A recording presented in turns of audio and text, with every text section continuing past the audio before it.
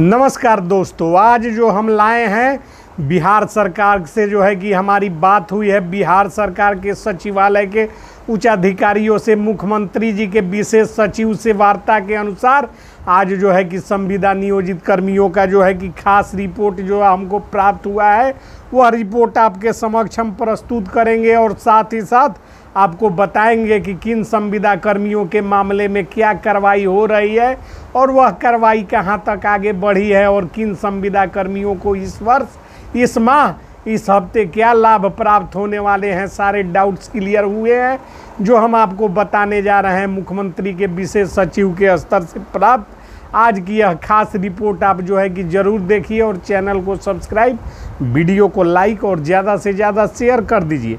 तो बिहार के संविदा पर नियोजित साथियों, आउटसोर्स अवर्गीकृत कर्मी,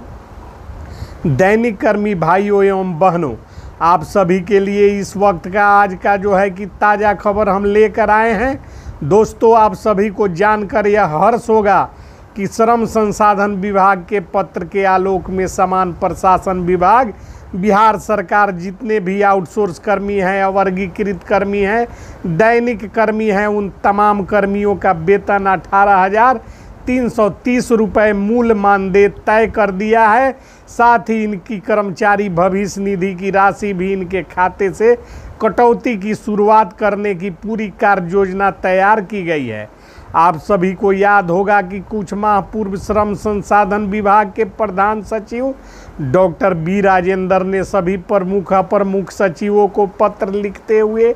यह निर्देश दिया था कि तमाम जो है कि वर्ग के आउटसोर्स कर्मी, अवर्गीकृत कर्मी, दैनिक कर्मियों को न्यूनतम मजदूरी की दरों से कम मानदेय का भुगतान नहीं किया जा सकता, किंतु इसका इम्प्लीमेंट नहीं हो पाया था। इसको लेकर आउटसोर्स वर्ग के कुछ कर्मियों ने श्रम निदेशालय में इसकी शिकायत की थी, जिसके आलोक में राज्य श्रम आयुक्त ने तत्काल प्रभाव से इसे लागू करने का आदेश पारित किया है। और जो है कि आपको बताते चले कि इस प्रकार तमाम वर्ग के आउटसोर्स कर्मी, अवर्गीकृत कर्मी और दैनिक कर्मियों का मूल मानदेय 18,330 रुपये और साथ में कर्मचारी भविष्य निधि की राशि अब सरकार को देना अनिवार्य कर दिया गया है। अन्यथा जो है कि अवमाननावाद का मामला उच्च न्यायालय में दर्ज होने पर सरकार के उच्चाधिकारी दंड के भागी होंगे। इतना ही नहीं दोस्तों, इसके अलावे भी बिहार में कार्यरत संविदा नियोजित कर्मी, आउटसोर्स कर्मी, दैनिक कर्मी और बड़े बड़े कर्मी, विभिन्न विभागों में कार्यरत कर्मियों के संबंध में जो है कि आज के रिपोर्ट में खास बातें हैं। इसके साथ ही आपको बताते चले कि बिहार सरकार इस वर्ष शिक्षा सेवक तालीमी मरकज़ों का प्राथमिक शिक्षक के पद पर समायोजन भी कर सकती है। साथ ही साथ शिक्षा सेवक तालीमी मरकज एवं विकास मित्रों को नियोजित शिक्षकों की भांति नई नियमावली बनाकर इन्हें राजकर्मी का दर्जा भी दिया जा सकता है, क्योंकि सरकार मिशन मोड में है और सरकार जब कुछ करने पर उतरती है और तो प्रथम पंक्ति में जो है कि संविदा कर्मी, विकास मित्र और शिक्षा सेवक तालीमी मरकज जो महादलित और अल्पसंख्यक समुदाय से आने वाले कमज़ोर वर्ग के संविदा कर्मी हैं, अतः इनको प्राथमिकता के आधार पर सर्वप्रथम इनके ऊपर ही कार्यवाही की शुरुआत होता है। आपको याद होगा कि पटना की एक बड़े सभा में अपने संबोधन के दौरान बिहार के मुख्यमंत्री नीतीश कुमार ने खुले मंच से ऐलान करते हुए शिक्षा सेवक तालीमी मरकज विकास मित्रों को राजकर्मी का दर्जा देने की बात कही थी। उसके संबंध में सवाल पूछे जाने पर मुख्यमंत्री जी के विशेष सचिव के द्वारा बताया गया है कि शिक्षा सेवक तालीमी मरकज विकास मित्रों को मुख्यमंत्री द्वारा घोषित तमाम तरह की सुविधाएं दिए जाएंगे और उनको पूरे लाभ जो है कि प्राप्त होंगे। इसके साथ ही आपको बताते चले कि बेल्ट्रॉन उर्मिला के डाटा एंट्री ऑपरेटर,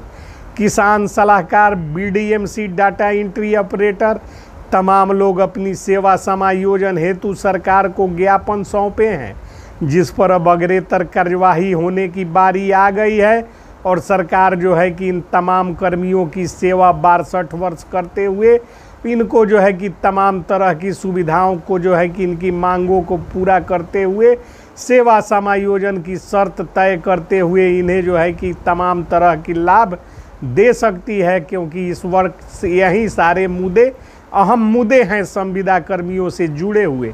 आपको बताते चले कि बिजली विभाग, मानव बल, पंचायत स्वच्छता पर्यवेक्षक, स्वच्छता कर्मी, इंदिरा आवास सहायक, पंचायत रोजगार सेवक, किसान सलाहकार, न्याय मित्र, कचहरी सचिव, ये लोग वह संविदा कर्मी हैं जिनका मामला सरकार के समक्ष विचाराधीन है। वेतन वृद्धि की प्रक्रिया लंबित है, जिस पर इस माह फैसला आने की असीम संभावना उच्चाधिकारियों के द्वारा व्यक्त की जा रही है। माना जा रहा है कि कभी भी आगामी कैबिनेट में इनके मूल मानदेय में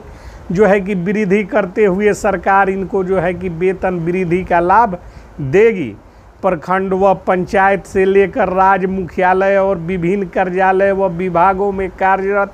कार्यपालक सहायकों ने अपनी सेवा विस्तार 60 वर्ष करने हेतु अपनी मांग सरकार को सौंप रखा है, जिस पर सरकार द्वारा आश्वासन दिया जा चुका है। कार्यपालक सहायक, लेखापाल, IT सहायक,